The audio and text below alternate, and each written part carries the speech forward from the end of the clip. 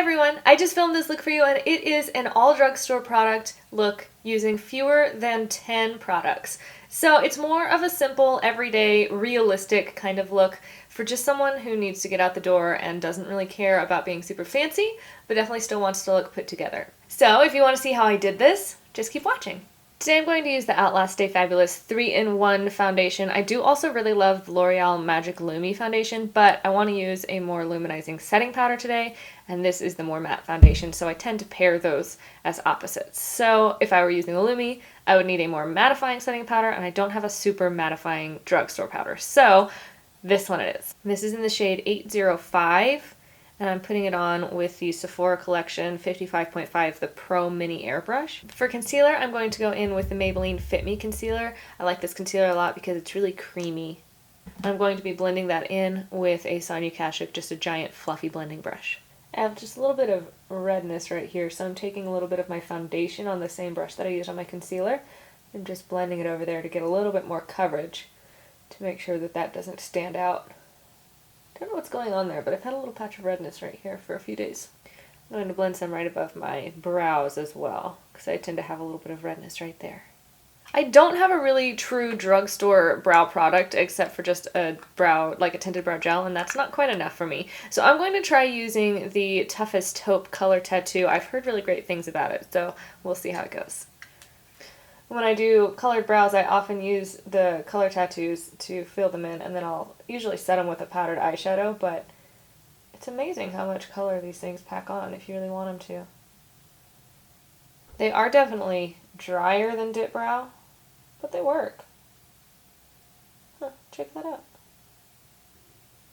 Should I ever want to pan this product, that's probably the best way I will manage to do it. For my eyeshadow, I'm just going to go in with the StyliStyle Colorlock, and this is in the shade Mudslide, and I'm just going to put this all over my lid and blend it out and call it good. This one might be a little bit harder to find. It is carried in drugstores. I know you can find it a couple places in Kansas City. I know it's available a couple places in Texas. And it's available in California as well, but I'm not sure how many places outside of those three it is. But you can buy everything online on their website, and they're actually about to start a rewards program, which is pretty exciting. I think they're thinking about like full-size products. So like Sephora sample products, but full size, which would be pretty awesome. I'm going to be real with you.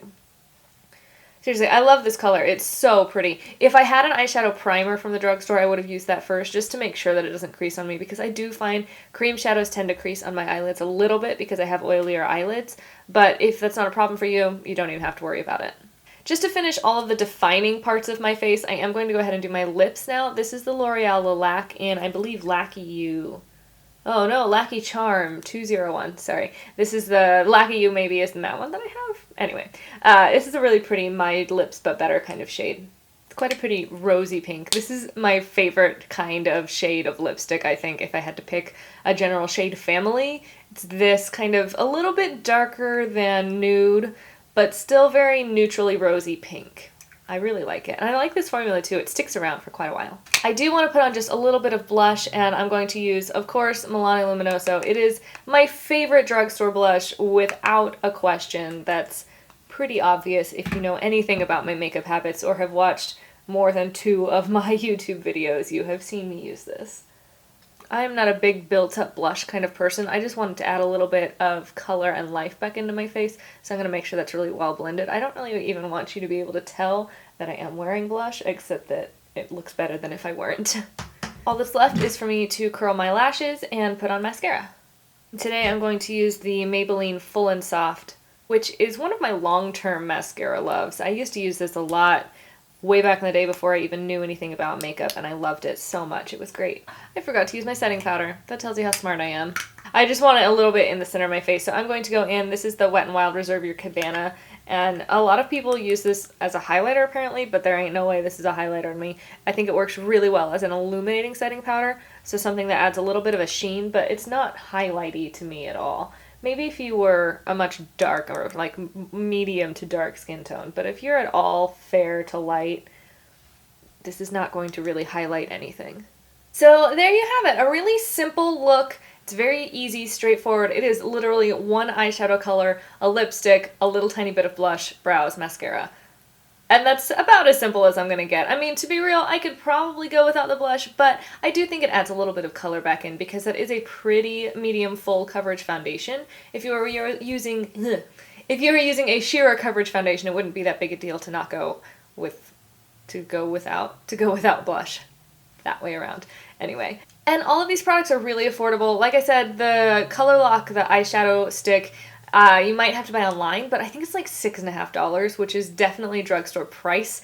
And I can vouch for them. I really, really like them. I think that is definitely my favorite shade, but they do have some fun bright colors if you're a fun bright color kind of person as well. So hopefully you enjoyed that. Hopefully you learned something from it. I feel like I've been really leaning toward these really simpler looks lately, and I feel bad about it because everyone on YouTube who does makeup does like super glam crazy looks, but realistically, that's just not what I wear, and I feel like that's not what a lot of people wear, so I kind of want to try and make my channel a little bit more every woman, and I don't really know how to do that without being really boring. So anyway, I've been really considering that aspect of makeup lately and how to make this more real for a normal human being who doesn't have $8,000 worth of makeup. That is an exaggeration. I hope to God I don't have $8,000 worth of makeup, but it also wouldn't surprise me if I used anyway. That's really painful to think about. But for an average woman who has like, I went over to a friend's house a couple weeks ago and she had all of her makeup sitting on her desk and it was like